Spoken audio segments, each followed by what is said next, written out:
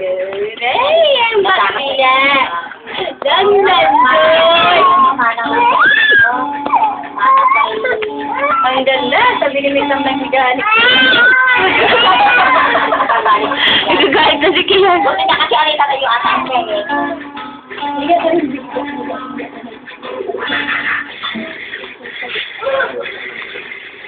Naku, kalmutin siya dito.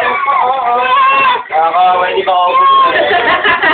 Ano ba ito eh? Hindi ka marunong po, hindi ka Tita, marunong ko po. Lugi siya, hindi siya makakaupo eh.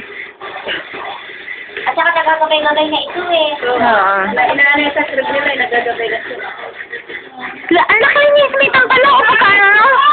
Sabi niya, ang ganda, oh, ang ganda. Maganda, na? Ha?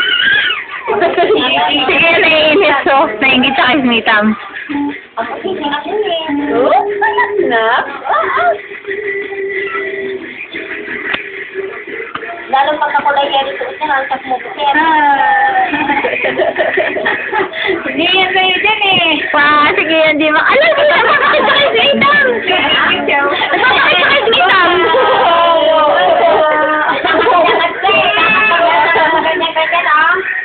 Sabi niya, dapat ako nandyan. Kaya mo siya nagsariritipan ko.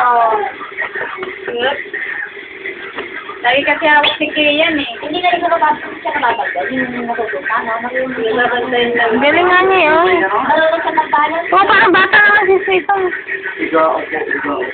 Parang mama na. Ay, parang lang matanda. Minsan. Oo, si Kian, mahal ko. Ayaw niya nga eh. Tiyan mo, sige. Ayaw niya nga. Papa. O yan, yan. Sugod, sugod. Sugod, Ian, sugod. Ganda na bangon eh. Wala. Nabunutan nung nga.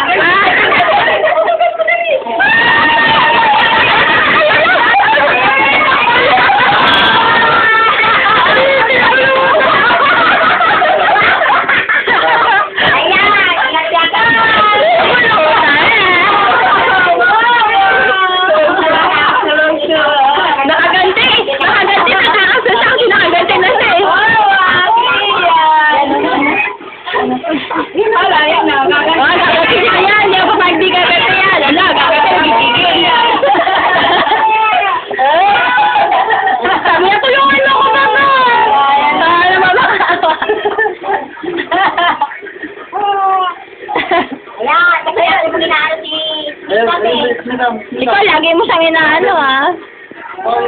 Isang gantihan ni Smith, ang kalbo ka.